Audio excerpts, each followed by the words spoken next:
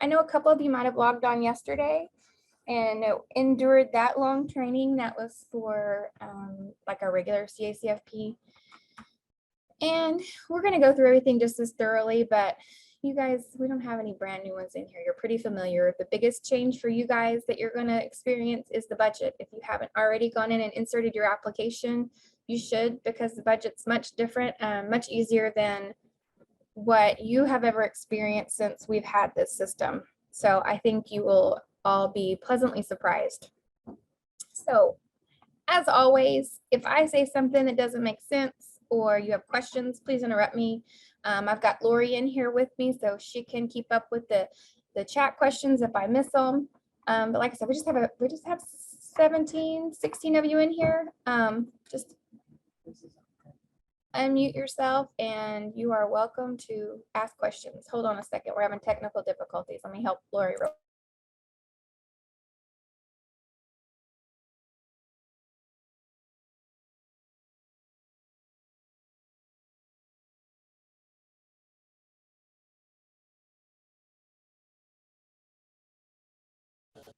All right, so we'll go ahead and get started. Lori's still trying to get logged on. She's having some computer issues, so she's going to get Edgar's help. All right, well, first things first, we have made some changes on the business maintenance page. First of all, your screen is going to look different than what my screen, what you're seeing now, because I'm logged in as myself. So I obviously have more buttons and more access to stuff. So if it looks a little different than yours, that's why. Also, we're in a test account, so you're going to see some crazy stuff. It's just where we go here and test things. So it's important for you to review all these sections every year. Make sure nothing needs to be changed. On the areas that you are able to change, update yourself and save at the bottom. And the things that are grayed out and you can't, you'll have to email Lori and let her know that they need to be updated. I don't know that any of you guys have out-of-date stuff here, but the one thing that will cause you some trouble if you try to make a change on this page is if you get to this section here, your owner, executive director, superintendent section. That is a section that's grayed out for you guys. And we made that change last year and divided it up to where we have this section where you cannot change and down here where you can add other people. So for all of you that are just, one or two man shows, it's just going to be you here. But those of you that work at other programs, like an agency that has other programs like a child care resource and referral, we have a couple of those. Community action agencies, we have a couple of those as well. It's important that we are putting the person in this section that is kind of at the top of your hierarchy, at the top of your organizational chart, which is why we're asking for org charts this year. So we want to make sure that we're holding the primary responsible person, what we refer to as RPI, which is the responsible primary and principals and individuals. So the main head honcho, the person we need to go to when something's not going right. It's the person who, unfortunately, if you're ever SD, that's who the letter goes to. That's why we've really been trying to hone in on making sure those right people are identified in our system, making sure those people are the ones that are responsible for being trained.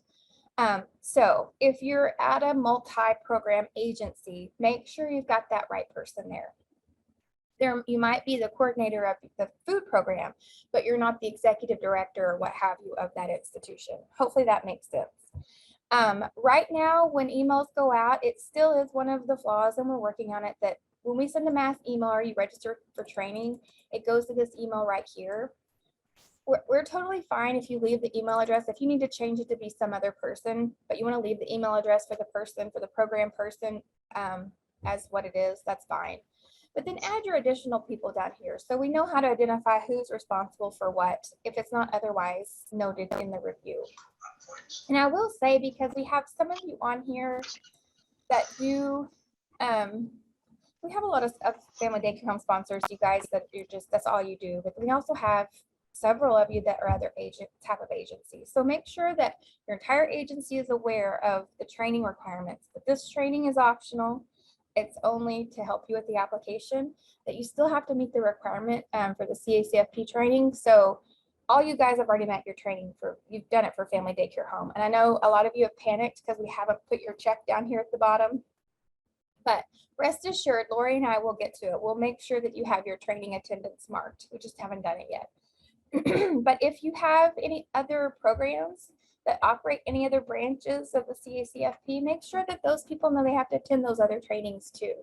So I know it gets confusing with all these emails coming out about trainings and all that. And when one goes out and you guys get confused, I try to follow back up, be like, no, you're good. You've had your manual training. So as far as family daycare home training goes, you guys are good. Okay, moving on. All of you have the access to change your fiscal year down here. And we talked about that last year. If this is wrong, go ahead and update it. And then if you ever need to know who your office person is, which for all of you, it's Lori now, or your assigned field staff. And I think you're all pretty familiar with who your assigned field staff is. Oh, but what I was going to say, the biggest problem you're going to have with this page is this. We pushed out these changes to this page. So if you go to this section, you'll see that probably there's not a birth date and there's not an address and all that because we entered these new fields. They are required fields for this page to save. So if you go and try to update this page and these things aren't here, it's not going to let you. We are working furiously and as quickly as possible to get this section updated so that you can come to your business maintenance page and update anything as needed. So just know that. If anywhere else in our system, we don't have the correct person's information, their birth date specifically, email it to Lori so we can go in there and get it updated. Most of you, they probably already have a user account or it might have been on like the board member page, but it would be in your best interest just to send her that person's name and birth date and their information if it's missing here. Okay, moving on. Did it get you logged in? No. Okay, you're fine. They're quiet. We don't have anybody asking questions yet. So if you haven't already, go here, click on 2023 and add new renewal application. Same process as every year before. I've already done it, so I'm not going to click it. When you go into your checklist this year, you're going to see it's a little bit shorter. And you're also going to see that there should be, and again, I'm in a test account, so it's not going to work the way it does in your real account. Because we never approve anything and leave it approved because we don't want anything to accidentally get, counted or claimed. So when you insert your application, these 4 forms right here, meal policy, civil rights, public release, and state agency, those should have all rolled forward, started, submitted, and approved. We're trying to, as hard as it is to believe, we're trying really hard to make this more of a streamlined process and to make it easier. And I know after last year, we're traumatized. You guys had the same experience with your budget, but we made that budget that you guys have always had for the whole state, for everyone. And it was an interesting learning curve. So we realized we needed to make some changes and make the budget a little easier and clearer for you guys. But also this agreement, this application you guys have with this program is permanent. And some time ago, if you've been doing this for many years, you might have remembered that, every year we had to send in that full packet. And then we all of a sudden it was like, well, this is permanent. It's always been permanent, but we have this system that you have to renew and update every year. So we've made some changes and there'll be more going forward after this year, that more forms will roll forward in an approved status so that you don't have to redo anything and wait for approval on them. You simply just need to go and review them and make sure nothing needs to be changed. And if not, don't click anything. But if something has, needs to be updated, of course, you're going to update it, submit it, and then we'll reapprove it. Your state agency institution agreement, that's always, well, not always, but for several years has been rolling forward that way. It's going to work the same way with these 4 forms. And then after next year, this one. And we'll start with this form. This is one it used to be just a really short form. If you remember prior to last year, it was that program questionnaire or something, I don't remember. And now it's your VCA form, viability, capability, and accountability. And we all really struggled with this form last year because we were asking lots of things that we just want to know about your processes. We want to know how you're doing, your accounting, your record keeping, things like that. And then for some of you, we were asking the same questions again on the sponsor application. So we're really trying to clean it up and only ask for questions one time throughout the application. We're still working on that, but I think this year it will certainly be a little better. So in your VCA, again, I'm in a test account, so it's going to be totally blank, but you should have your answers that rolled forward from last year. We did take out a couple of questions, and we did change the verbiage on some of them. So read through them and make sure your responses are still applicable for the question that it's asking. So for example, number 6 here, we didn't have these multiple choice. We just asked you to explain it. And we put a little bit of explanation more for you to understand what these different types of accounting methods are. But if you don't know, that's okay. We don't need a fancy word for you to tell us how you're doing your accounting. Just click other and tell us how you're keeping up with your financial records. The other things that have really changed on this page, and like I said, just go through all these, read the question, make sure your answer still applies, because generally with this VCA, your procedures and your policies aren't going to change drastically from year to year. So this eventually next year will be a form that will roll forward in an approved status, and you would only need to update it if you changed your policies essentially. But number 9 and number 10, last year, these questions said, please list the title, name and title of the person who yada, yada, yada. We realized yesterday in training, I forgot to take right here, name. We don't want names anymore. So disregard what I have highlighted there. I still need to get that updated. So in 9 and 10, you should have names of people. We don't need names. We just want the title of the person responsible for any of these things we're asking you about. Number 12 is the same thing. It used to say, list the name and title of the person who yada, yada, yada. We just want a title. And that goes back to, again, about why we're asking for your organizational chart. We want to know who's responsible for what and where they fall in your organizational chart. And, you know, who do we go to when something's not right, so we can make sure it's addressed. Okay. And we know, and we've learned the hard way last year that requiring names was not reasonable. You guys are pretty, getting the word, you haven't had a lot of turnover. You're pretty stable. That's the word. Thank you. But not in our childcare settings. It was just, you know, you guys probably know it's hard to keep anything fully staffed right now, and requiring names was just a huge burden. So we realized our mistake and we pulled back off of that. The other 2 questions I want to point out that I just want to remind you guys of is number 19 and number 20.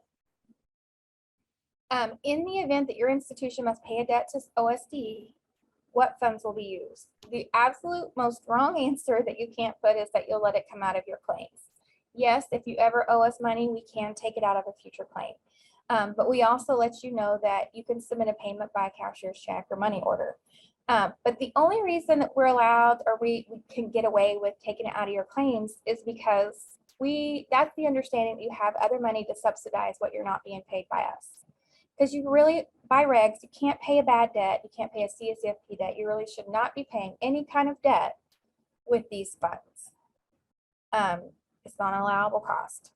And something else that I want to reiterate here, because it's come up more than once this year, that if ever something were to happen that you owe money to us, either whether it be a review or something that, say you had a provider that you found to be submitting false or inaccurate claims. If you ever owe us, if any money is ever owed for a claim that you've found to be invalid, the sponsor is responsible for that payment.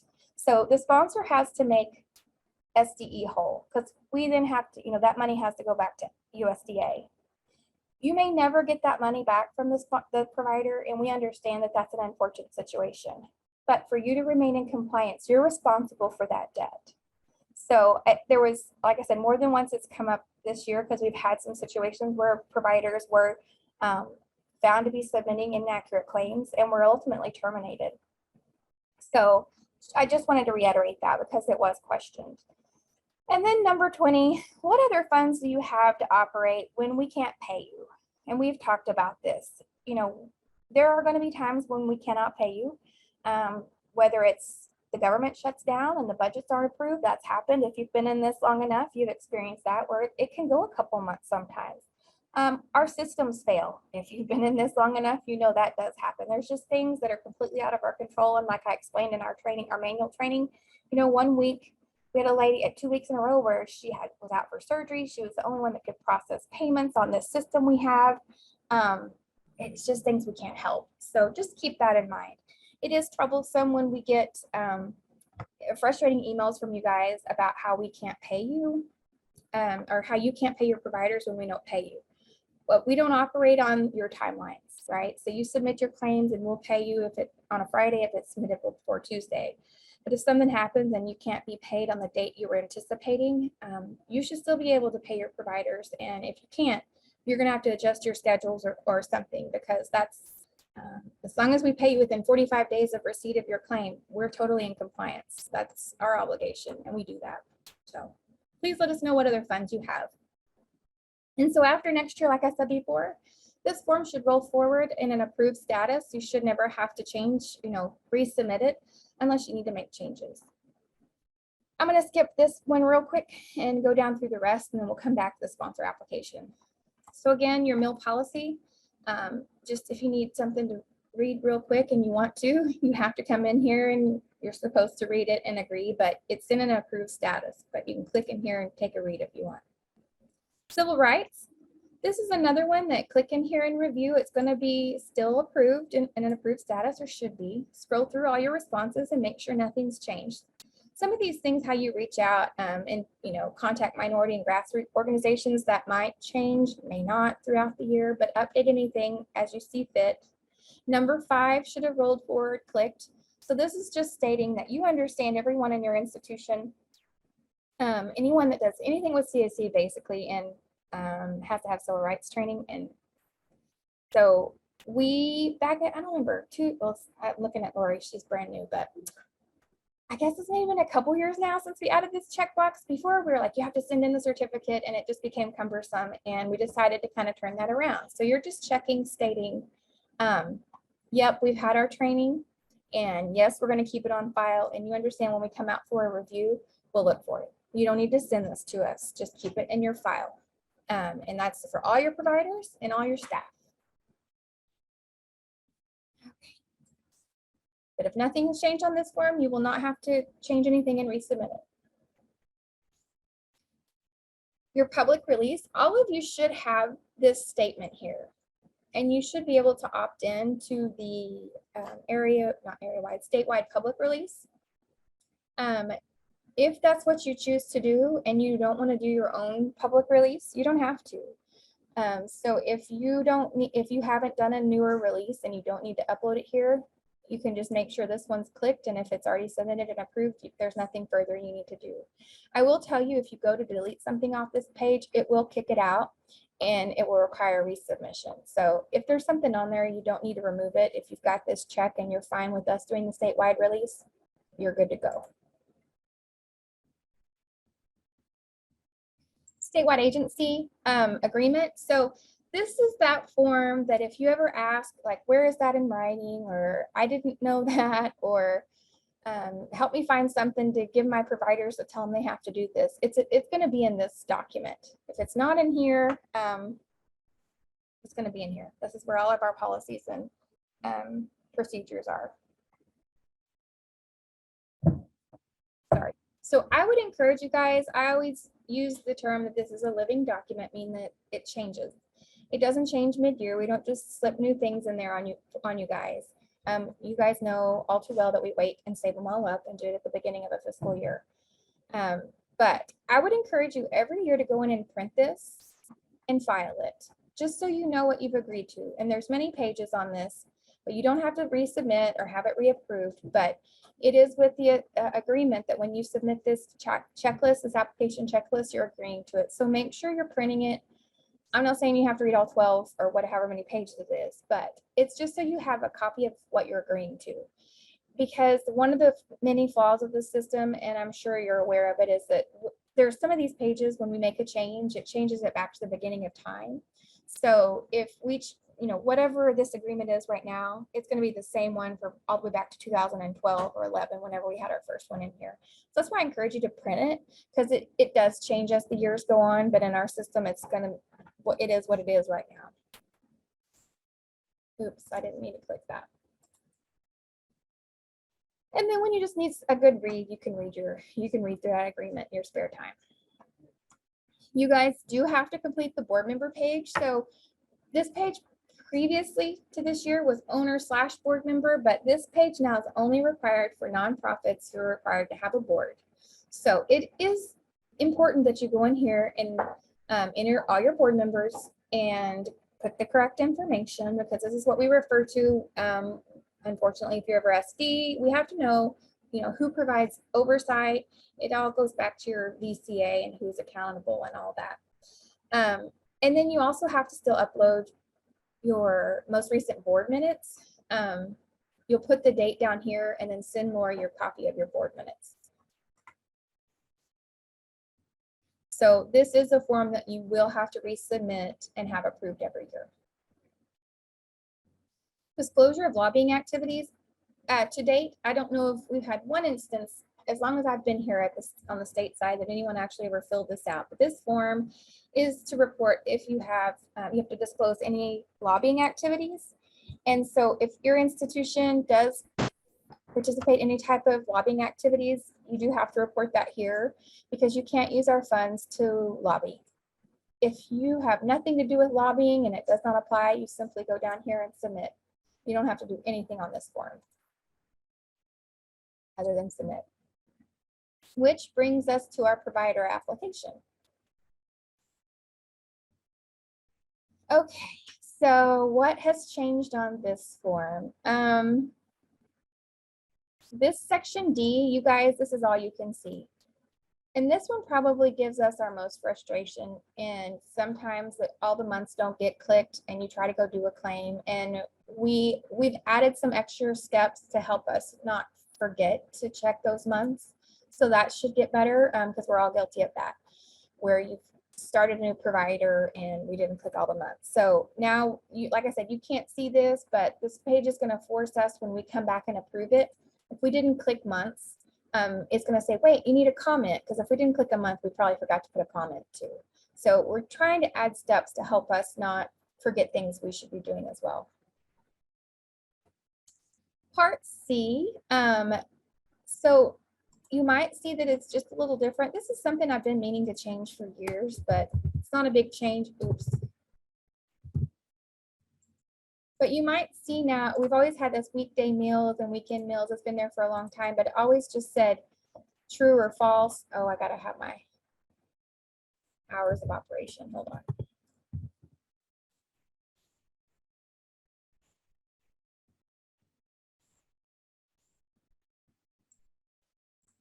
Lord have mercy, what did I do? Oh.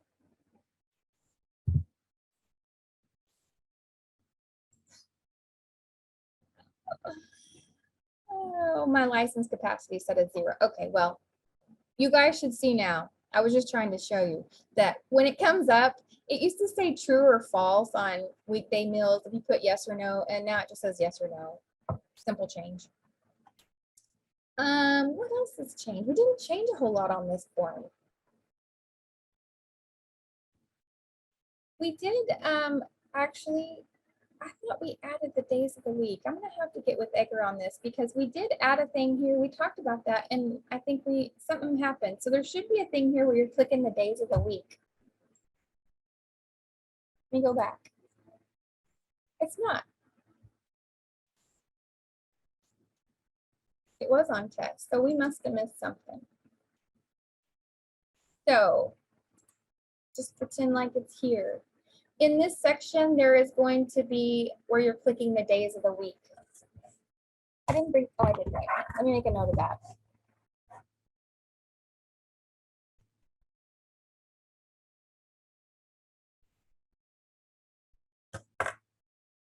Okay, so hang tight, give me to the end of the today. I'll let you guys know what I find out about this, because we added a new thing and it looks like we missed it, where you click what days of the week instead of just saying how many days, which days they're operating. Nothing else on this page has changed. Do y'all have any questions about this? It's pretty straightforward. It all rolls forward what you had the year before. Okay. I'll find out about those days of the week. I'm not sure what happened. And then it brings us to the agreement.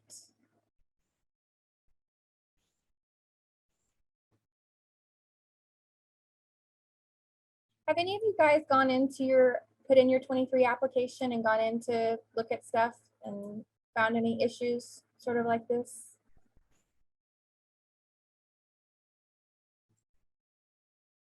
great thing about testing. Sorry.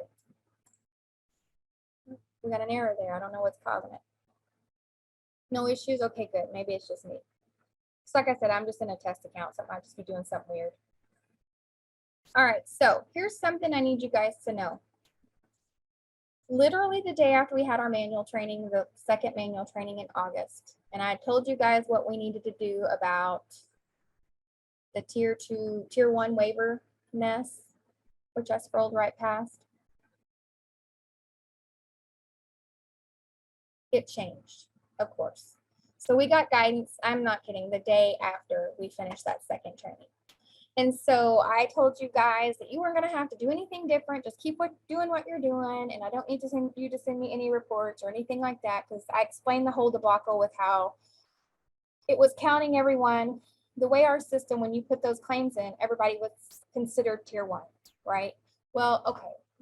The waiver that we first had that ended June 30th, the way it read was these providers really are still tier 2. They're just being paid at a higher rate. So we still need you to report them how they would have otherwise been reported, which was those of you that had the waiver and every month I had to bug you about sending me those meal counts, you had to break it down and tell me how many were tier 2, so on and so forth. Well, for the waiver that was just extended until next June, they've changed that. And they're saying, well, no, now we're just saying they're tier 1. So if they're on, so basically everyone is tier 1 now. They're not tier 2, just getting the higher rate. They've changed the wording of the waiver and everyone's just tier 1. So what do we do if you have someone using that tier 1 waiver? If you have no one that's utilizing the tier 1 waiver, just plug your ears for a minute because this doesn't apply to you. But for those few of you that do have those that are utilizing the COVID waiver to be paid at the higher rate, here's what you need to do this year. So if you remember, we had moved this tier 1 COVID waiver box. It was down under the tier 2 stuff. We basically had this whole, stop that. We had this box and this data determinations, and it was down here because we were told, and that's how it was, is that they were still tier 2. We were just paying them a different rate. Not this year. For right now, actually, well, from October until June, until this ends again, they're tier 1, okay? I've already done what I needed to do. You guys, if you've been sending me reports to break down those tiers, I don't need them anymore. This will fix our problems. We're good. Don't send me any more tier 2, tier 1 breakdowns. I appreciate all the hard work you've done to help us clean that up. And again, if none of what I'm saying makes sense, it doesn't apply to you. So I digress. You have someone that's using the tier 1 COVID waiver. This is only supposed to be used when they don't qualify for tier 1 by any other way. You still should be going through your normal tiering procedures, and this is your default if all else fails on their tier 2, okay? So keep up with all your other tiering stuff because we're still gonna have to look at it in a review and make sure it's up to date. If it expires, if whatever, you can't just switch someone to tier 1 because you don't want to redo it.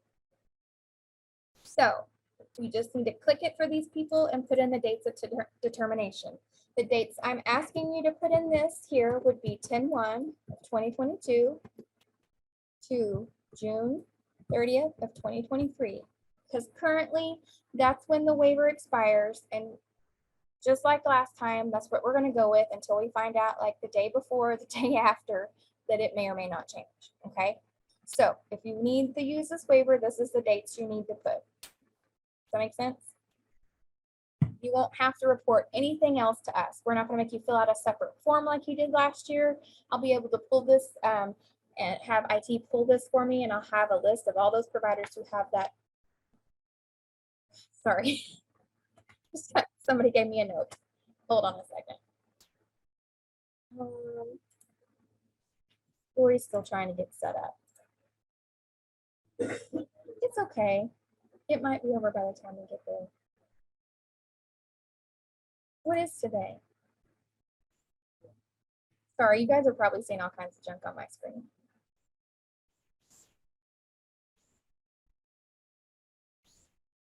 In Teams, or can I email it to you? Sorry, guys.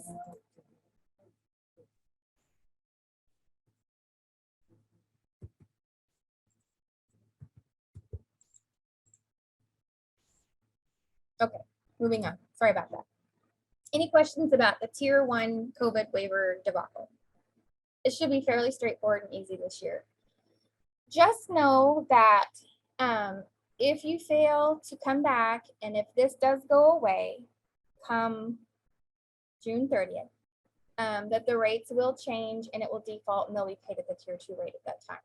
But you still will have to come back. It'll throw an error because they won't be eligible to be as Tier 1 anymore. So you're going to have to make some changes for your July claims if and when this does go back to whatever normal is. The other change we've made on this form is right here. So if you remember in the past, we had this tied to their enrollment. So every child has an ethnicity and every child has a race, and those have to add up to the enrollment. And we turned that off for the last year, maybe 2 years. Reason being was because they came out with the memo that said you can no longer visually observe a child their race. And I do this to you guys every time. Like, you see my crazy desktop. If you were to see that child on that was on the screen, you would, what race would you mark him as? You would be totally misclassified. That's my kiddo. You'd just be like, that's a blonde hair, blue-eyed white kid. German. I don't know. We don't have German, but he's part Asian, and you guys know that, and I'll tell you that every year. And I just like to be able to show a picture of my kiddo. So there's that. I need to get a newer picture. That one's over a year old. But anyway, so now you have the ability to mark 2 or more races and not reported on all of these. And we turn the edit back on now where it does have to match their current enrollment. So these need to be updated every year, just like the enrollment does. Whatever the current enrollment is at the moment that you're completing this application and the agreement is what should be reported here. And we know it fluctuates daily, but just make it be the most current that it can be. So if you have, like my kiddo, I would mark Asian and white on his form. And so he would just be 2 or more races. We don't have to pick which race a kid is anymore. If you remember in the past, if you had multiple races selected, you guys had to pick which one they are, which is also probably not a best practice. We added the not reported because we can't force a parent, a family to disclose their ethnicity and race.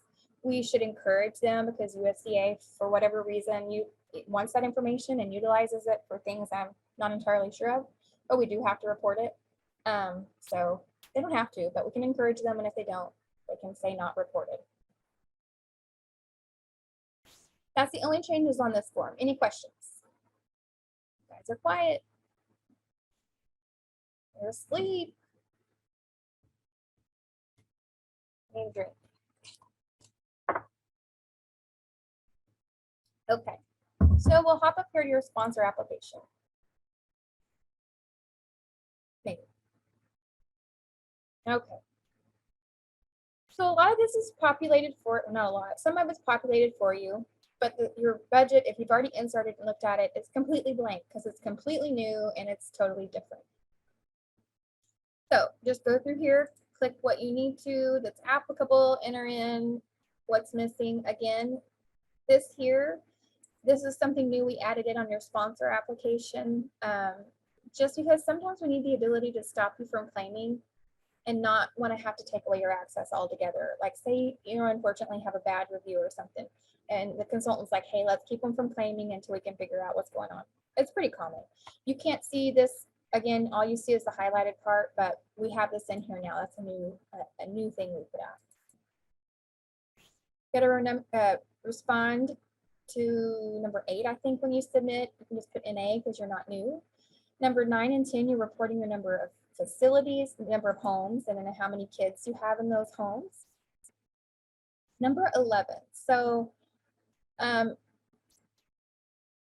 this is one of those things where I just didn't catch it. We're asking for it twice now, and actually on the same form, but go figure. So number 11, and then all the way down here in part F, you're going to have the same numbers here, and I'll explain that. So if you recall, prior to this year, you had a form that was the funds received form. We took that away. We're just trying to kind of condense, make less things for you to have to submit and less things for us to approve. Our funds received form is now down at the bottom. It's part F, and I'll get to that. But it's this same thing is being asked here. What is the total federal funds expended the form that we before had the federal funds received, but it all says expended now. And we're just confusing the heck out of everyone. But we had a debacle where, and it didn't even concern you guys, whether or not DHS subsidy or Title 20, as we call it, should be considered federal funds. You don't know what I'm talking about, don't worry about it. You guys, family daycare homes you guys don't get subsidy, your providers do. But in all that research, trying to figure out whether these daycare centers who get those funds, if they have to include them in their federal dollars, we learned that it's not funds received, it's funds expended. It's always said expended here, but now on Part F, we've changed it too. So it's important for you to know you're reporting total federal dollars that you've spent, not what you've received. And then obviously, you've had to have received it if you spent it, but I just like to clarify those changes. Number 12 is really kind of not applicable for you guys. So move on. They're not your actual sites. They're just your family daycare homes. Okay, 13, you have to say yes. They'll be served the same regardless of anything. And then 14, this is your budget. So it's pretty straightforward. It's probably the easiest budget I can remember. I know since we've had in the system, might even be less cumbersome than the paper one we have to do years ago. I can't remember, that's been too long ago. It's going to look a little different for you because this side should be grayed out for you. That's when we come back in and approve it. But there's no hyperlinks. You're not clicking on stuff and having to fill out schedules. There's actually less columns, I think. I can't remember how many rows we had before. But we still have several places for you to enter. And if we're missing one of the rows where you don't know where it would fit into, just put it in your miscellaneous. But you're just putting in your total dollars here, guys. How much are you spending on CACFP? How much are you projecting for CACFP? That's what Part A is. Part A is your projected annual CACFP only expenditures. And for some of you that are just 1-2 man operation kind of family daycare home sponsor, Part A, and then when we get to Part B, the numbers might be fairly, they're going to be pretty close to being the same because you might have other sources of income if you need viability, like a line of credit or something like that. But you pretty much get the funds from us and spend them how you project you're going to spend them. So in Part A, you're just putting your projected annual expenditures. This is what you think you're going to spend in the next 12 months, which brings us back to why we're making everybody do these end of year reports. You guys have always really been doing an end of year report because you have to do that reconciliation. And if you need, we still are waiting on September claims to come in before we send out those admin. We always send you reports of how much you reported on admin and how much you were actually paid. And then you have to do that. So send in your information so we can reconcile. That's still coming. We're still waiting on everyone's September claims to come in. But when you do that end of year report, and just like the rest of the state, because everyone has to do this end of year report, it should make doing this right here fairly simple. It should have it already broken down for a 12-month period. And we don't really care what 12 months. Most of you guys operate on the same fiscal year as us. But those of you that don't, I know we have a couple that operate on the July to June fiscal year, what have you. It really doesn't matter anymore. We just need 12 months worth of expenses on that end. Well, for your reconciliation, you guys have to do October through September. But when it comes to your projected annual budget, it really doesn't matter. You're just going to do an average of what you think it would spend, what you would need in a year. Am I making sense? It's a projection. We don't need it down to the penny. It's not going to be exact. It's going to make it easier for those of you that work in an agency and have a budget that sometimes it is down to the penny because it's a very specific percentage of, you are allotted for your programs that is paid with CACFP and then funded by your other income. It was really hard to get it match exactly when you have a specific budget. So this should be much simpler. You're just going to plug the numbers in on what you think it's going to cost you to operate for the next 12 months. Any questions? Then come down here. If you don't have any comments, you don't have to. I would highly recommend, though, if you put anything in this miscellaneous, explain what it is down here because it's likely we'll ask anyhow. It doesn't have to be great detail, but just explain you know, what that's for. There are a couple line items that you guys aren't even going to use, specifically this one, because every type of sponsor has the same budget now. And so you got this food and milk purchases. This wouldn't apply to you guys. Y'all don't buy food and milk. You're the exception to all of our other types of institutions. You don't have a food and milk expense like all our other participants would. And this one either. This is generally where a center would report their things like paper plates, paper products, cleaning supplies. And for you guys, those type of expenses would be an admin cost, if even applicable. Don't forget to come down here and click save. Every one of these, every part, whatever, has their own save button. So make sure you save every section. So any questions about what goes in part A? Part A is just your projected annual budget just for CACFP. What do you anticipate it costing you for the next 12 months to operate this program, regardless of what fiscal year you really operate on? Because it kind of all comes out in the wash, assuming your numbers stay pretty stable, which everyone kind of, we've all kind of rebounded a little bit. Everybody's been pretty stable. Okay, part B is your projected annual expenses for your entire business. So if you recall on all the budgets prior, we had a column for your entire institution, then you had your CACFP, and then our approved amount.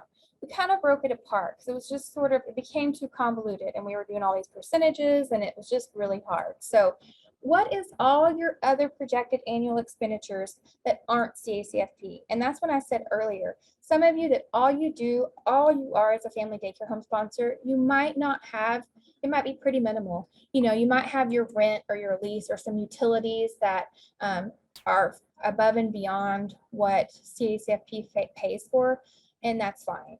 The point of what we're trying to capture here is we need to know what it costs you as a whole to operate, and then down below you'll put in your income. So I'm projecting mileage for the next year. Is the review waiver still in effect, and if so, until when? So yes, we really do have the I lost my word, monitoring waiver. That's still in effect, but it's also only in effect until the end of the public emergency, which last I heard, I thought it was going to end on the 9th or the 16th or the 15th. Supposedly our emergency is coming to an end. So I would stay tuned. I would not count on that. Things as far as how we're operating, nothing will ever go back to normal. I think our programs are always going to be changed, and we'll still see changes coming down the road. But what we're seeing is, as far as monitoring and following meal patterns and normal program compliance, we're getting back on the path we were before COVID. So I'd be really surprised if they extend that monitoring waiver, especially with, I mean, it's like COVID, at least in our state, it's like we have some hot spots, and I would advise you to avoid it when there is, but we have no protocol here at the office at all. I know USDA is still not traveling, but I think that will come to an end. I mean, they're just avoiding hotspot areas as well, but they're starting to get out and about. So I wouldn't count on that waiver. I would project like you normally did before. And if we find something changes and we can utilize that waiver, you can always come back and decrease it. But I would project it like you would on a normal pre-COVID year. Does that answer your question, Debbie? Better be safe than sorry. Because as you guys know, this budget is pretty arbitrary. You know, you project it. It doesn't mean you're going to get enough money to pay for it all, right? But it's got to be in your budget for you to be able to use it for those expenses.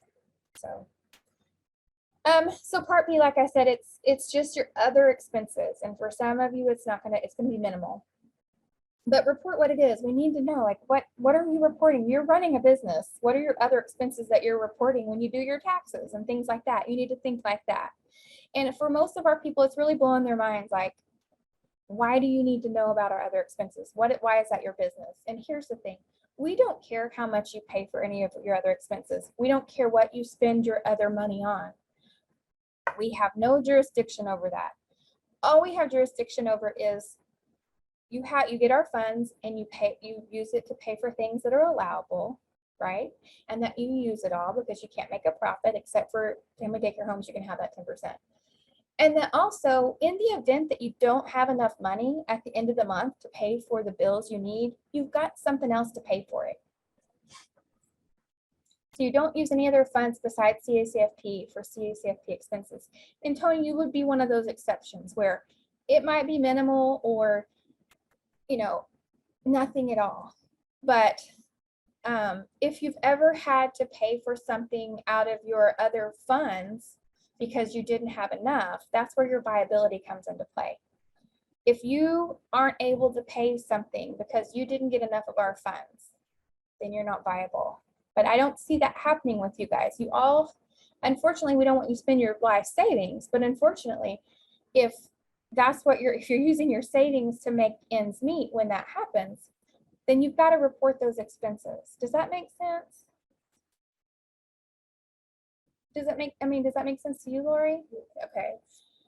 And like I said, we're not trying to get in your business and look at things we shouldn't be, but it's, and I hate saying this because it sounds kind of snooty, but we're entitled to look at any of your accounts when we're sending federal dollars to them. So we'll allow you to skip the section. No, you'll have to put something because you've got to have some other kind of expense. You've never had a situation where you had to use personal funds to pay for something, or your line of credit or something like that. And see, that's where it's getting interesting with some of our sponsors. You didn't keep track. Email me and we'll talk about it. You really should be keeping track of it because it plays into your viability. So I think we might just have to put a guesstimation for some of you because it does require something here. And the reason it's important is, like I said, I keep talking about your viability because down here in Part C, and again, once you fill this out, click Save. We have these boxes here. Oops, y'all can see. Did you see that pop up? Okay, so here's a great example of what's an unallowable cost. This is when I'm late and I'm testing on stuff and I forget that I have autofill on. So obviously you can't use our funds to pay for alcohol, but if you want to use your funds to pay for alcohol, by all means, please don't report it. But you can type in whatever you want here. Because like we just thought of what categories we could put here, but you could just even put any other business related expenses. Because some of you have all kinds of, we have some big agencies. Yeah, it's being recorded. Y'all can use this against me later. Anyway, just type in again, anything you put, like if you put miscellaneous and you need more room, just give us a little bit of information about what it's for. I'm hoping for the bigger agencies like the community actions and the couple of resource and referrals we have, you guys have multiple pots of money or one pot of money where lots of organizations, I can't even talk today, programs are paying into. It should be easier for you guys to report this to us. That's what we're trying. It'll just be tricky for those of you that all you do is family daycare home sponsoring. So Part C is your projected annual income, and that's for overall, right? And so this is where your viability comes into play, because up here, Tony, say we're going to just have to put a projected amount. It's not exact, because if you didn't track it, it is what it is, and we'll just put something. But if you can recall any time you ever had to make ends meet, like even if it's just office supplies, you didn't have enough money to go buy some copy paper, because Lord knows we kill a lot of trees in this program. Then that would be an additional expense that you experienced but wasn't paid with CACFP funds because you didn't make enough to cover that. You got it somehow, right? So we can just project amount up here, and that's where down here you're going to report any of your funding. And this is something I just forgot. I need to change this wording here because the only funding, like for you, Tony, we took out CACFP funding. I need to make a note here. Hold on.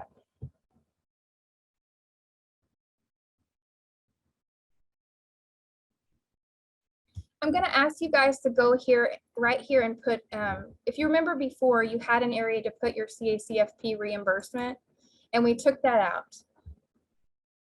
The reason being is because for any other institution other than family daycare home, and this didn't even cross my mind until just now when training you on this, is that you have to be viable without our funds.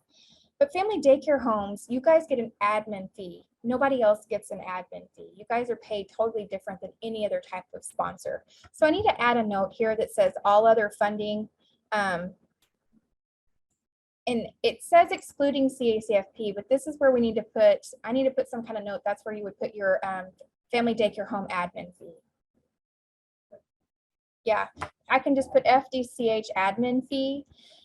Look for that change. We'll probably get that. We're making some changes tonight. So I'm telling you right now, put your CACFP funding right here. It says excluding CACFP, but you guys are outside of the box. This is where your FDCH admin fee would go, because it is a source of your income, because you are paid above and beyond the amount of what you're paid for your providers. But if you have any other type of funding, like if you're also, I know we have a couple, 2 or 3 that also have daycares now, and that's associated with their agency, you know, you'd put that kind of funding, you know, that's part of your income. If you have other grants or if you get money from DHF, I don't know, I'm just making stuff up. Any type of funding you get, tribal funding, we have tribes on here, that all goes here. And the reason that I'm telling you to put all that projected income for your institution is that's what's going to pay for all your other projected expenditures. Like, we have to make sure that as a whole, you can operate without our funds above and beyond what your admin fee already is. Does that make sense? Yes, no. For some of you, it's going to be pretty cut and dry. If all you do is family daycare home sponsoring, we're going to have find a way to kind of get your projected amount. Because I know there have been times when you guys didn't get enough at the end of the month to pay for something and you had to pay for it yourself, unfortunately. That's what's going to go here. But in project part C, you're going to put in miscellaneous, you have a savings, or you have a line of credit, or you have whatever you use when that unfortunately happens. You just don't go, oh, I can't pay that bill. You somehow find a way to pay it. Does that make sense, Tony? Yes, no, maybe so. For our multi-program agencies, do y'all have any questions about this? Y'all, those community actions and resource and referrals. Those are the only 2 other kind I can think. Look down here. The only other bigger agencies we have. And you're going to have some pretty big numbers, because it's going to be all those other expenses of your institution should be reported here. And then all your other income. Yes, but when I have that happen, I do a budget revision. It's okay to be, no, I mean, we're changing what you guys have been doing all along. So if you're confused, somebody else is and they're not speaking up. So are you asking if you do that, will you have to do a budget revision?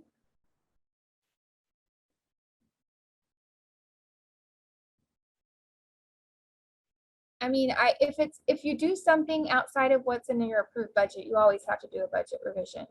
And if you guys remember way back in the day, I say that a lot. For those of you, and I know a lot of you have been on a long time, because I've been on a long time and I remember you all.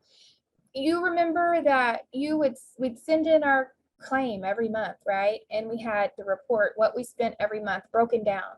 And then Kim Collier would compare it back to our budget. And if ever we went over these amounts, she'd be like, oh, you've only got, you know, $246 left in supplies and you tried to claim 300. You know, you should be keeping up with it that way. So if at any point you go over any of these line items, you should be doing an amendment, an adjustment. And you guys have been really good about staying on top of that.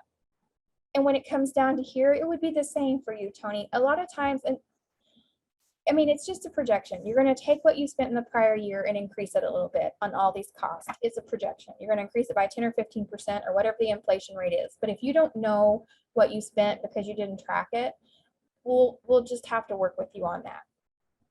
So if you find that you are spending you're paying for additional things with money outside of CACFP funds, yeah, we'll have to do an adjustment on your budget. Which I'm still going to make a new form for that too. That's a note on my desk that during training. The budget adjustment is going to be a little more straightforward because the budget's not near as detailed.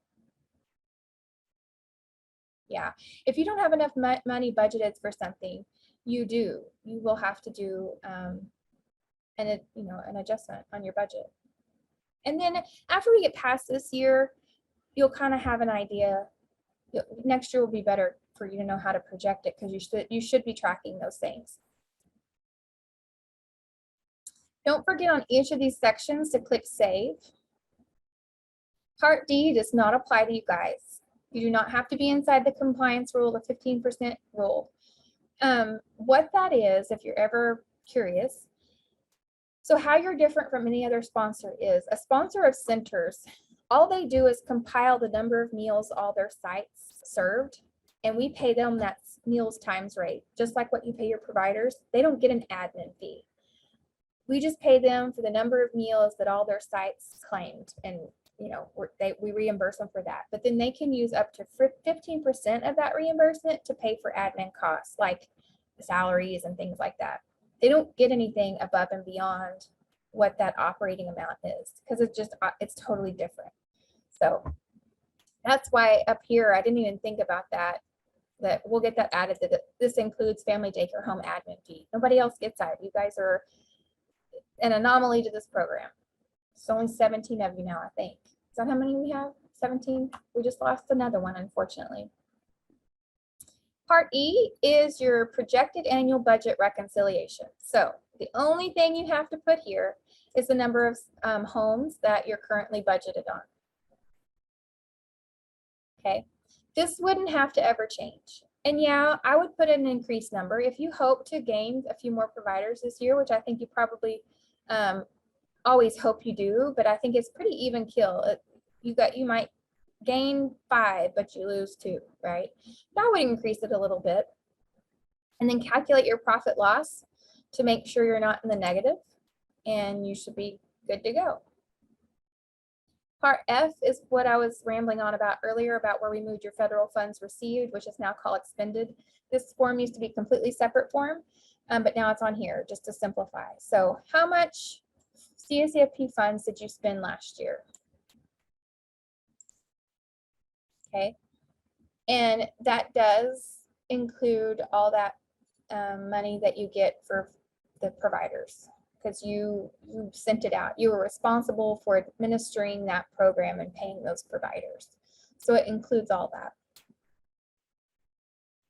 It does include every bit of money that was paid out to you. I mean, and it's, people are like, isn't received the same thing as expended? And no, received means what you got, expended means what went out. So ideally it should be very similar, because you can't make a profit.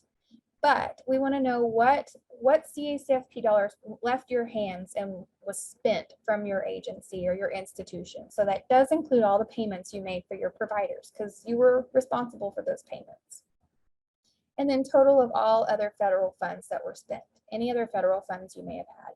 And as you're aware, if that amount exceeds $750,000, or it comes up to be $750,000 or more, you have to have an outside organizational some type of audit. This is not referring to the audit that we conduct. We conduct administrative reviews, but a lot of you refer to it as an audit. So a date does not go here. If these two add up to be less than $750,000, you don't need a date here. But if it does, it's going to require a date. And as you know, you'll get a letter from now Karen Davis. She's over that department. She'll reach out and be collecting your audit for the last fiscal year. And then part G, this is about your 10% carryover. You guys should be in the process of, as you're closing everything out, doing your last claim and knowing what your final costs were for September, to go ahead and get those compiled and sent to us.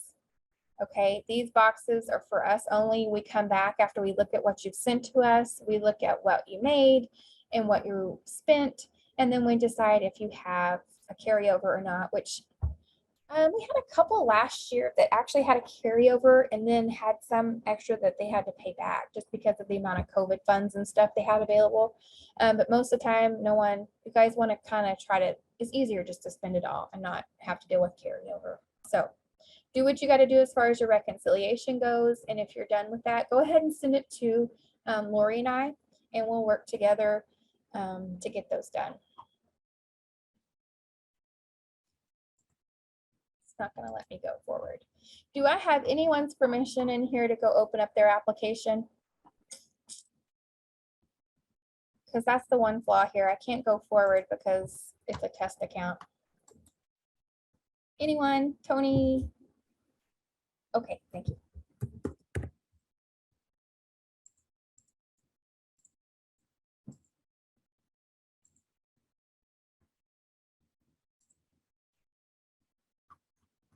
I will say though, with you know, any change we make and any form we make, we can never make one thing that's going to fit everyone's needs, right? We're always going to have something outside of the box.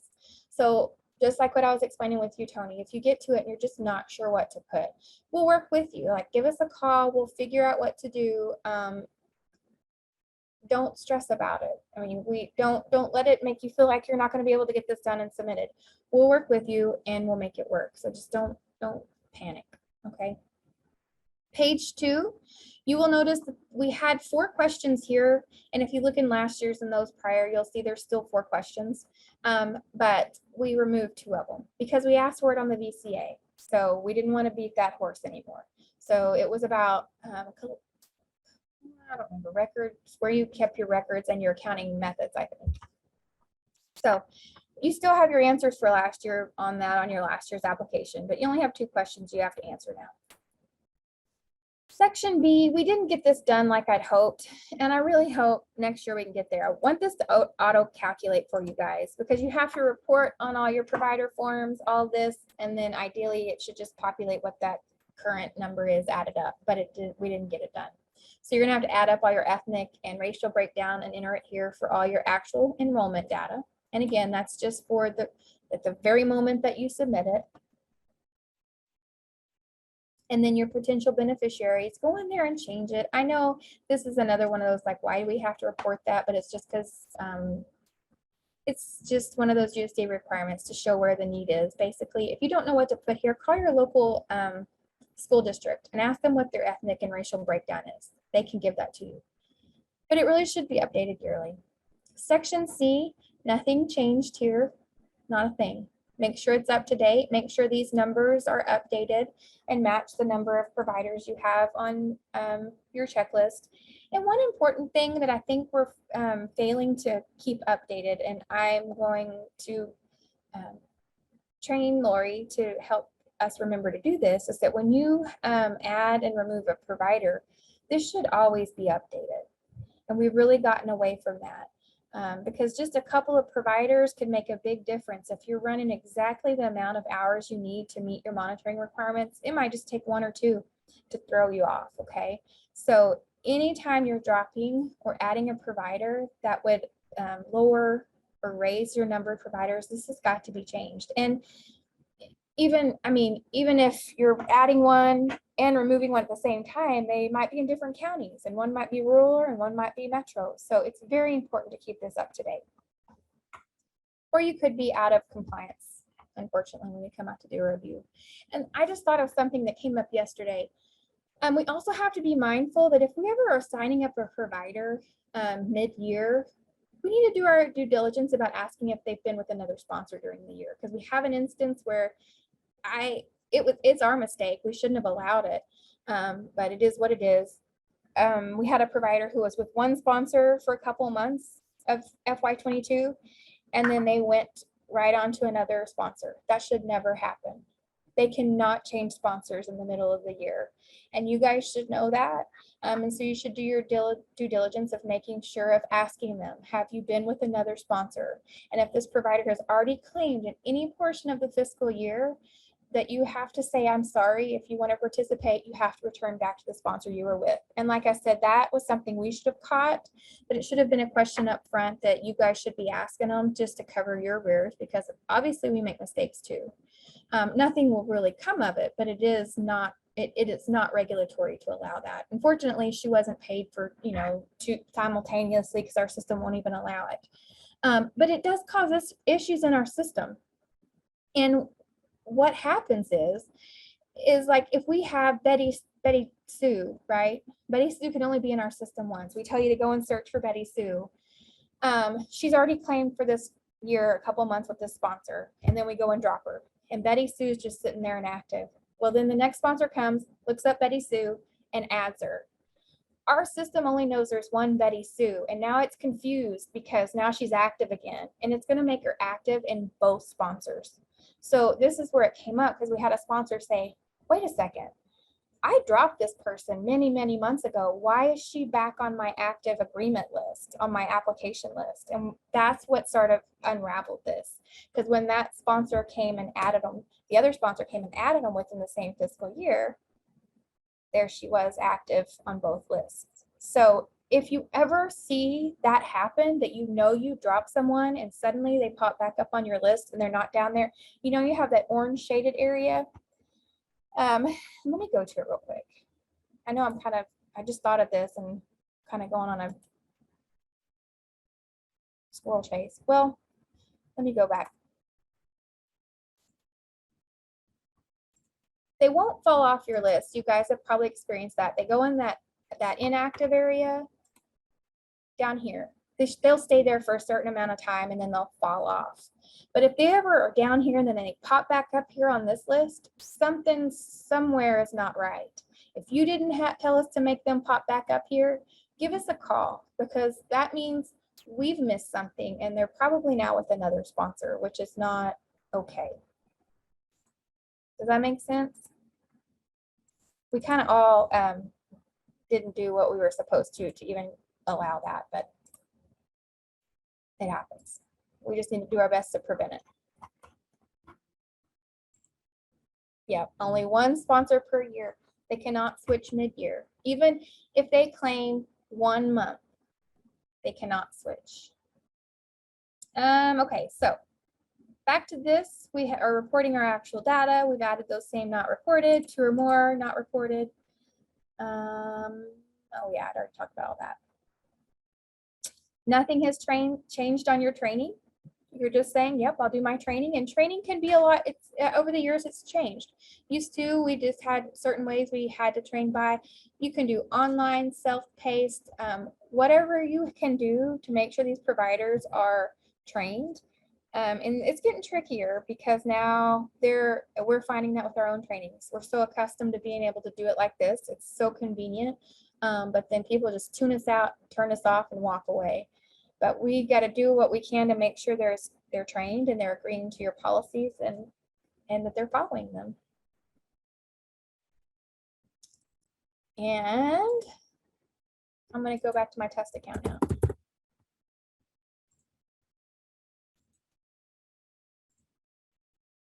Okay, so that's all of the changes to this. I hope it's a little less cumbersome than it has been in the past. A lot of your documents should have rolled forward, submitted and approved. So we did make a change to this. So several years ago, we locked you guys out of uploaded documents because it became very chaotic. We were having people upload like blank pages to just meet the requirement, because you know when you upload something here, you can just tell it what type of document is, and it wasn't really that document. So we locked everyone out. It was a mess. But we figured out it's not really fair of us to require you to certify that what you've submitted is correct and you can't even view what's there. So we made it to where you guys can click on this button and you can go into the uploaded documents area. It will look different than what you see here. This is all grayed out for you and you do not have a delete button, but you can select any of these to view them. So I will implore you to go in here, look at what we have. If it's out of date, you need to make an email that's to me and Lori and say, this needs to be removed and it needs to be replaced with this one. If it does not need updated and it's the most current job descriptions or whatever, we do not need it. Don't send us anything that doesn't need updated. Go in here and view it. And you're welcome to go ahead and submit. You know, if what's in there is old and it needs to be updated, you can go ahead and submit, but send it to us and we'll replace it when we're doing our approval process. And then we've added this down here. So you have to certify that you have reviewed each form on the checklist and everything on the business maintenance page and updated it with the most current and accurate information. The reason we added this is because having these forms roll forward in a submitted and approved status, we need you to recognize and it to be, you have knowledge of the fact that, yeah, you looked at it, yeah, it's still correct, and you've done what you need to do to update it. Just so, I mean, honestly, just so people can't come back and say, well, it was already approved, I didn't need to look at it. No, you have to look at it, make sure it's right, and if it needs changes, then you got to change it. It will not allow you to submit if you don't have a name in there. And it's important for you to know that if you're logged in as someone else and you type in your name here, we're going to figure that out. So we know there's instances of people sharing user accounts. Don't do that. I'm not like a criminal expert, but I think that's illegal to log in as someone else. I'm pretty certain it is. It's a computer crime. Don't share your user accounts, guys. If you need somebody to have access to be able to log in and work on this, we don't care. Fill out the certificate of authority and send it in with your driver's license and your approval, and you can let them do whatever they need to. But make sure whoever is doing this and submitting it is who is the name that's printed there. And then it will let you submit. And make sure you read it. Like, it's a lot of the same old verbiage we put on everything else, but it's you certifying that to the best of your knowledge, it's true and complete and accurate. And you'd be surprised some of the stuff we get that's 100% false. Which brings me to some of the other things we need to talk about. Does anyone have any questions about the application so far? So that's pretty much the overview of that. Okay, so if you think of anything while I'm talking about this, please feel free to speak up. But here's some other things we need to talk about. Background checks. You all are required to adhere to this. I realize that some of you might work in agencies where you might have already had a background check. We cannot accept that. And I'm just going to be 100% honest with you guys. The reason that we are requiring this is because we have our private nonprofits are just a unique little group that kind of encompass all kinds of different entities. It would be, we do have, child care centers that are nonprofit. Those are a lot of our faith-based, but they already have a background check because of DHS. But we have at-risk people that come on that are just private nonprofits that have their own nonprofit, which anybody can be a private nonprofit, right? You can apply and get a 501c3 and there's no requirements. It's our private nonprofits where we don't know that everyone in that group of people are receiving background checks. We know all our licensed child care facilities are because that's required by DHS. We know all of our public schools and militaries and tribes are because it's required by those entities for public entities working in those facilities and those situations. Our private nonprofits are just, like I said, a unique group of people that happen to include you guys. And I know for certain there are some of you that you've already had a background check and it's probably been a national fingerprint one, which is more thorough than what we're requiring. And I know there are some of you that operate your own business and you are just you and you have not done a background check on yourself because that doesn't make sense. But we have to make sure that everybody is not only eligible to participate, because we are not supposed to let anyone who has any type of convictions that indicate fraud or that laundry list of things that's on your VCA about the lack of business integrity within the last 7 years. But we have had people that have applied that we have evidence are not safe to be around children. And so I can't imagine that any of you would disagree that we should do our best to make sure all of our entities are safe to be around kids or safe to be handling federal dollars. When we have people trying to come on that are private nonprofits that otherwise would never have any background check and they're slipping through the cracks. And so in order to initiate a new state policy, it has to be consistent and we have to have approval through USDA. And so all private nonprofits, with the exception of a single-sided daycare center, would have to have a background check. And I know there's a couple of our entities on here who you guys also, we have, I think 2, maybe 3, I don't know, that have a center also within your facility. You're completely separate entities. So the people that are involved with the family daycare home sponsor side, you have to undergo the background check. And we don't need it for everyone. We just need it for the folks who have administrative responsibilities. It's not to try to make it difficult for you guys. We're just trying to do what we can to increase the safety and integrity of our program. And I hope you can understand that. So if you're on here and you hear me and you haven't sent it in yet, you need to do it. You need to go in the resource library. It's under general forms. It's the background, the consent and release form. You've got to fill that out. So for family daycare homes, that's going to be like your executive director, coordinator, and your monitors really who need to have that. Anyone else that might be handling the financials, the money, because like I said, we have folks that come on that try to come on with the wrong motives, to put it the best way I can. You have to send that form along with a color copy of your ID. And the reason we require a color copy of your ID is because we also have people that come on and try to pretend that they're people they're not, or people that they are.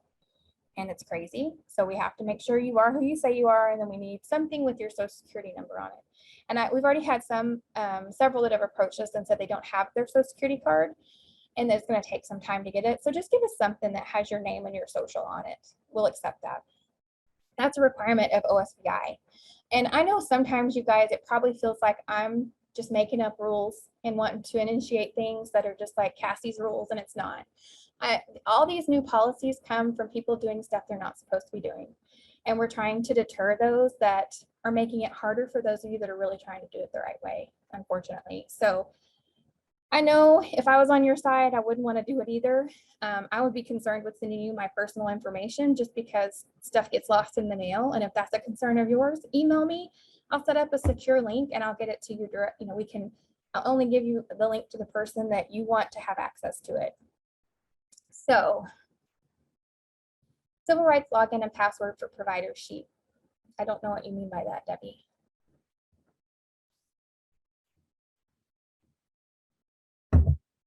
If you need help getting providers to get into our civil rights, contact Sherry, if that's what you're asking. Or I would suggest on that civil rights, do it at a staff, or not a staff meeting, at a provider meeting.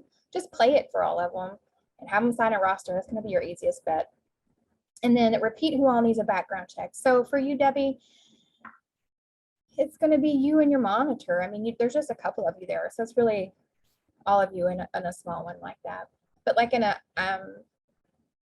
community action agency, because we have several of those, and then we have a couple resource and referrals, it's going to need to be your executive director or whatever that might not be what they're called, a CEO, or I don't know, everybody has different titles nowadays, but it's going to be that person, like who you report to.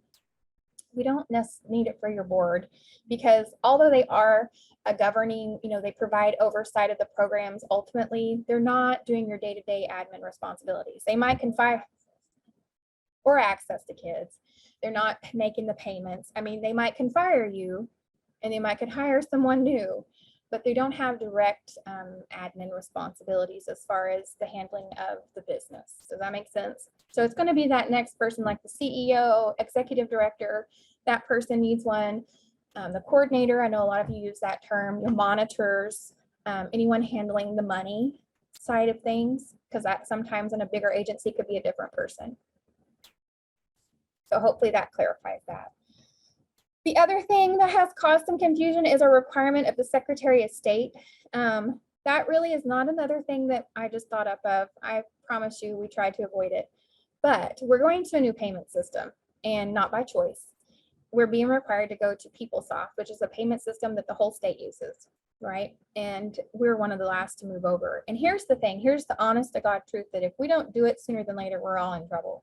Because I explained to y'all in a training, well, at both trainings this summer, that there was those 2 weeks where we couldn't pay because the one lady who knows how to process the payments through what we call the mainframe now, which is this ancient computer thing. It's a piece of machine down in our basement that's in a glass case, and I'm not joking. And if it breaks, there's no parts that exist. If it quits working and needs work on it, there's no one that knows how to work on it. But there's one individual that knows how to process the payments through it, and she was out for surgery. So like, if it ever breaks, we're in trouble. We can't make payments. So we have to change over to this new payment system, and the sooner the better. And what we're finding is that you guys are filling out those vendor file forms that we harassed you about all last year, is that we had entities that came on that were not in good standing with the state. And that's a requirement of USDA. Like, it says you have to be in good standing with the state. And we took that term, good standing of the state, way too loosely. So we just thought, well, they're not on the NDL and they're not SD, so they're in good standing. That's not what that means. It means in good standing with the entire state of Oklahoma, or whatever state you're in, right? So if you have some type of tax issues or something like that, that's a problem. And we were finding, and I'm not saying it was this group of people, but statewide, there were people who we couldn't get them into the payment system because they had back taxes, or they were, well, I don't know. I'm not a tax person. I'm not a business person. I just know they had to get that taken care of before we'll be able to pay them on that system. And then that it was recommended to us by OMES that everyone just be registered in the Secretary of State, because we also can't have people with the same name.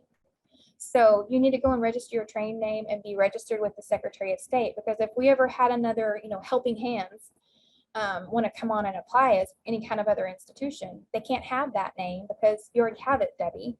So that was an issue. There's lots of ABC. You wouldn't believe how many stepping stones daycare centers. There's a lot of stepping stones.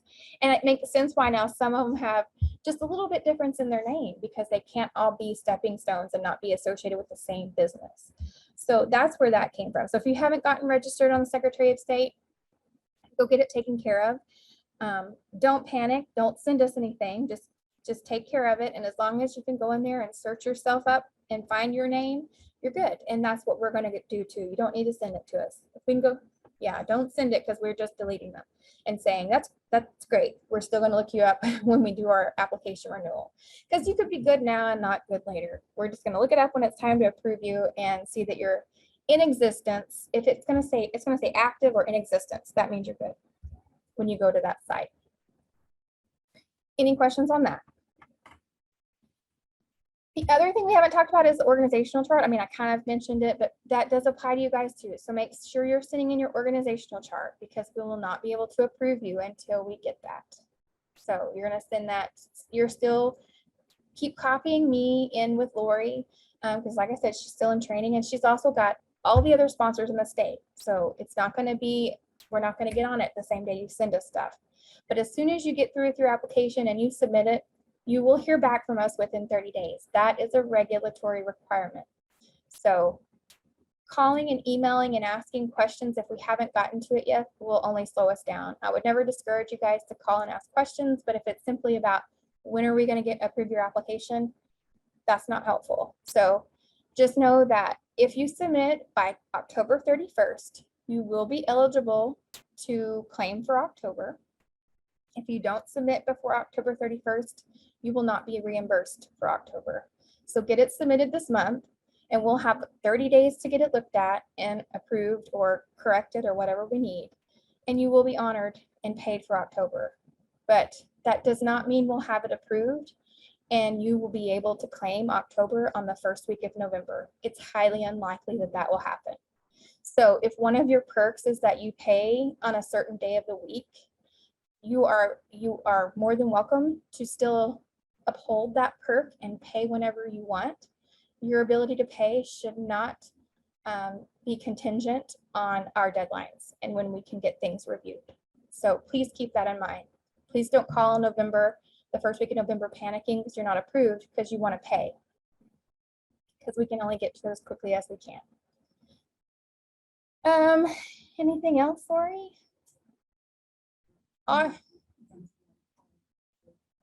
Yes, please. One thing that we can ask you, please, especially now while Lori's still learning. For me, when I get an email from most of you guys, I know who you belong with. She's still learning. So in the email, if at all possible, in the subject line, put your agreement number. So when you're like, I can't log in, or where do I send this? Or she knows who she's dealing with. She'll get there.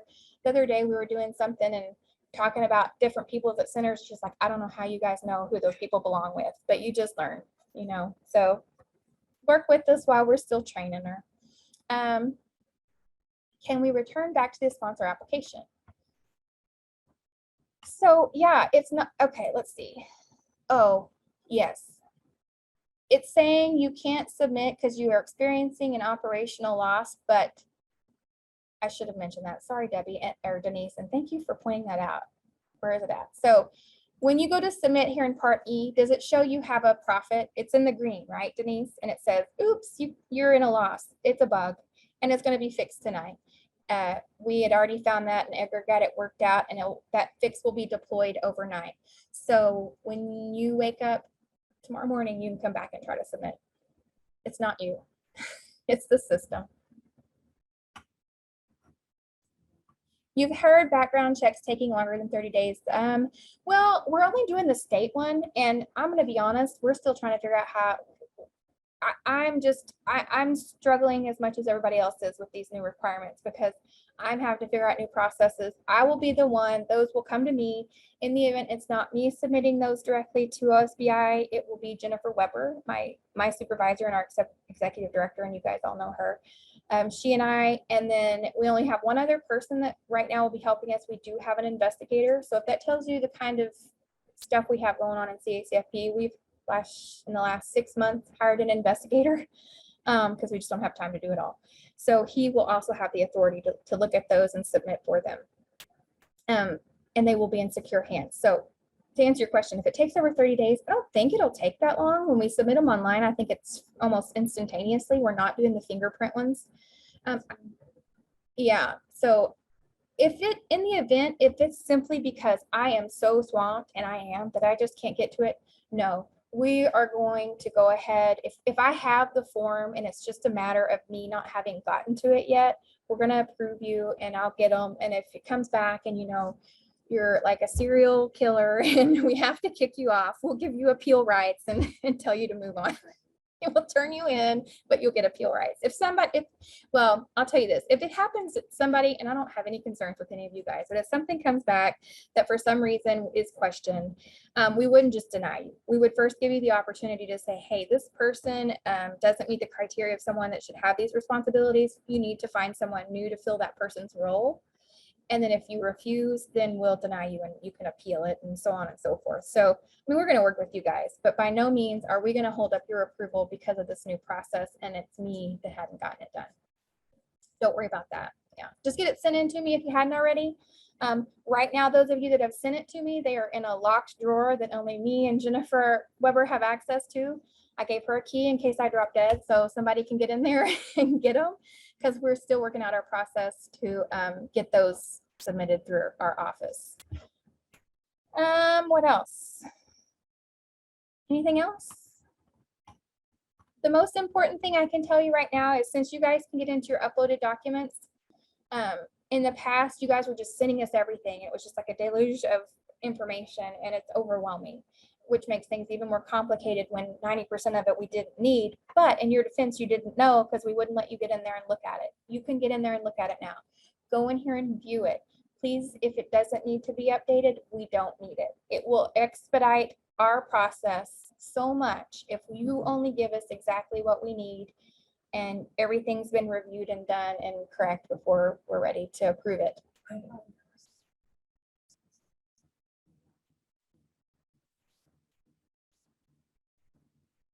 Okay, so Lori made the statement that she's noticed there are several of you that have some UEIs that are getting ready to expire. So get on top of that, because we have had instances, I don't know, I haven't had to do that process in many years, but I know it's a pain in the neck, especially when you still have the DUNS. But get in there, you can renew it at any time. You don't have to wait for it to expire to renew it. So when it's getting close, get in there and do it and get that sent to Lori so we can get it updated.